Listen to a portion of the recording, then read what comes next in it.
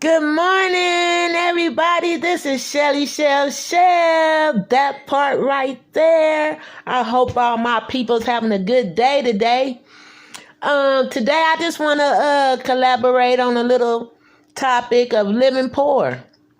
I know we all lived poor before. We all been there, done that, and I can't say we all, because there's some people out here got big time money, ain't even never felt poorness or eating a ketchup sandwich, a mayonnaise sandwich, not even a mustard sandwich. So, I just want to talk and collaborate on that. I know a lot of you guys can identify with me, living poor when we didn't have back in the days, or your parents, didn't have it like that. You know what I'm saying? We all had to get it the best we lived, So, I just want to collaborate on some of the stuff that when I was coming up, we had to do.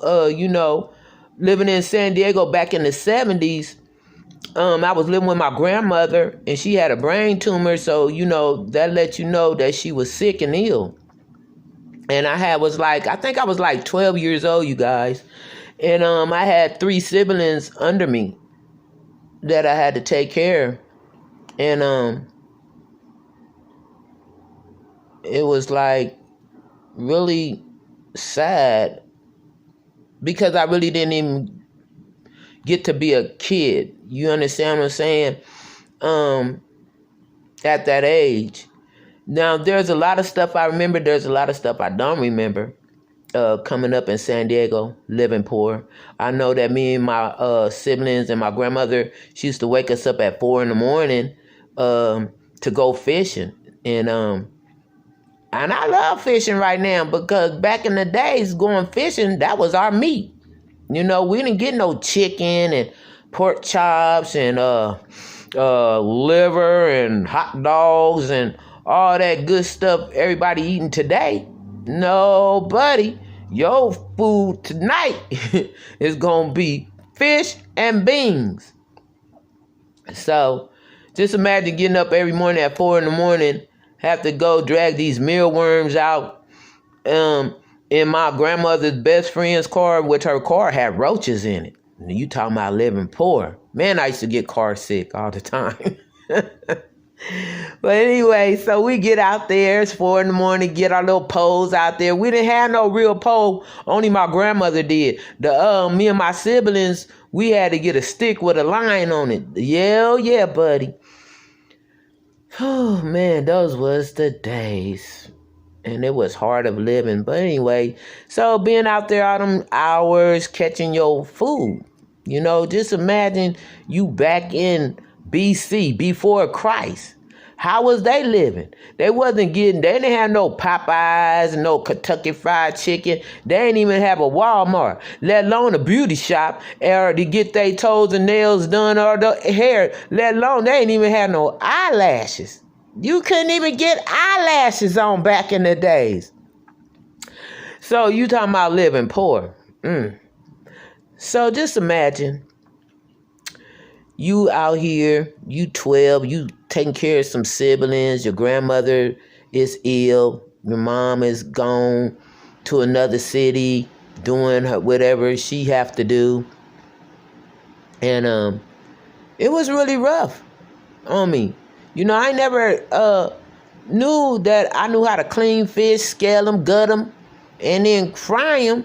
Now, picking the bean part, that was a little hard for me back in the days because I'll take the whole bag and put it in the pot. And then thinking I'm doing something because I still really didn't know how to cook food, you guys. Big time like that. I'm still a kid, 12 years old, 13, trying to do what I had to do to survive. And so I remember one time I made some beans, and my grandmother made me take it back to the kitchen and do it all over again because there was some rocks in there. I didn't know you had to pick the rocks out. I didn't really know that was a rock. I thought it was a part of the beans. You understand what I'm saying? Wow. So I remember we had to go through that. Then I remember how poor we was. My grandmother, like I said, she had a brain tumor, and it was really bad. She was hearing stuff, thinking this gonna happen to us, that gonna happen. So, you know, oh wow, that's another topic though. But anyway, so eating a ketchup sandwich and a mayonnaise sandwich, a syrup sandwich, trust and believe me, that's just like going to Popeye's Chicken, Kentucky Fried Chicken, McDonald's, Wendy's, and on and on and on. Man, because anything that's going to stick to your rib, believe me, was a gourmet. That was gourmet food. It was so gourmet. You put it on your plate, I bet you eat it today when you ain't got nothing else to eat. So I remember them kind of days. We trying to survive and stuff. And so I remember we had to make our own donuts. Wasn't no Winchell's donuts jumping off back then.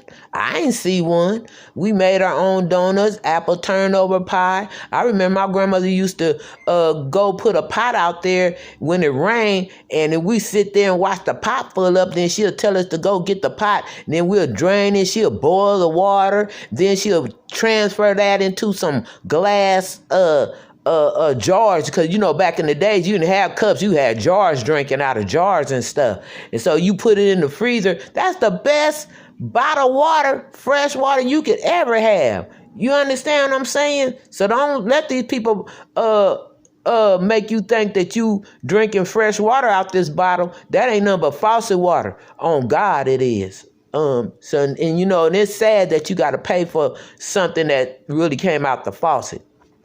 But the best water you can ever have is rainwater. And yes, you didn't go to jail. Nothing happened to you. You could do that today. Put your pot out there, let some rainwater get in there when it's raining. Put it and take it on the stove, boil it, transfer it into a jar or a cup, and put it in the freezer, and then drink that. See how you like that. Yes, sir. So, like I said, there's a lot of people out here, I said living poor. Even right now, today, we ain't just got to be talking about the 70s, because we got people out here today living poor. You know what I'm saying? And it is so sad that we got these homeless laying on the ground. That's considered poorness and stuff. People struggling, with the jobs and stuff, and got all these kids, and then you got some people now, let's keep it 100. Some of these people smoking up their money and then want to holler poor. You gonna stay poor, you keep smoking, because the dope man getting rich.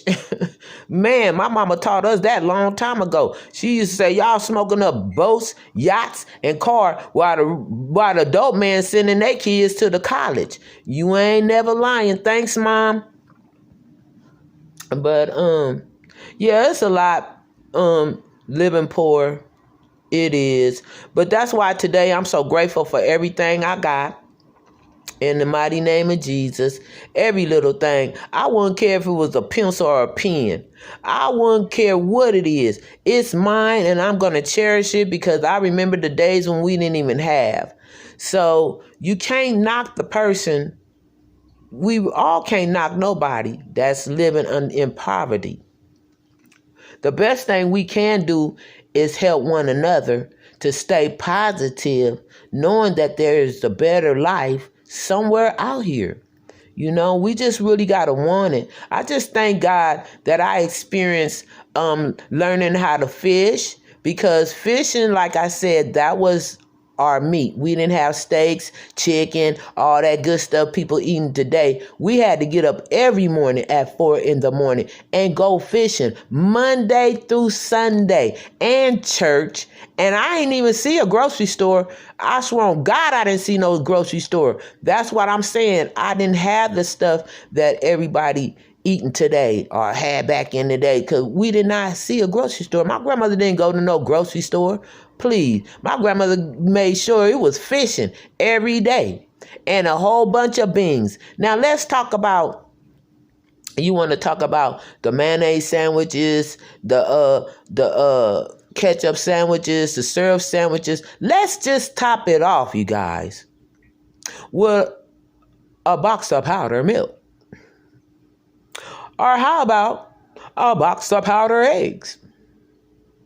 Oh, let's get this in. The meat, which is pork, in a can. See, a lot of you people ain't hip to that. But I'm going to tell you, if you was hungry and you was living back in the days, that is gourmet food. Trust me, commodity food was gourmet. The thick chicken, the bologna, all of that was gourmet to us.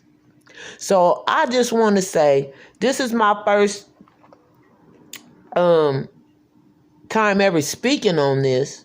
And it's been on my mind for a while to let other people know living poor, we can't judge one another because we don't know nobody's story. So this is only just part of my story. Maybe one day I'll write a book. But I just wanted to let people know that no matter where you come from, no matter what was your living situation back in the days, I know that we are blessed now. Blessed to eat chicken, Popeyes, McDonald's, all of that kind of good stuff. You know, and then when you do graduate from being poor to semi-wealthy or, you know, doing better than you was, you learn to appreciate it. So I pray that the people that is less unfortunate, that don't have as much, I pray that each and every one of us that has much will help the person that don't have that much, just to show love. So other than that, you guys, I just want to say stay prayed up, keep it 100. We all lived poor, and some of us didn't. But that's just part of my story. I'll be back for another one. Okay, you guys, have a blessed one. Turn up, stay woke, and keep it 100. That part right there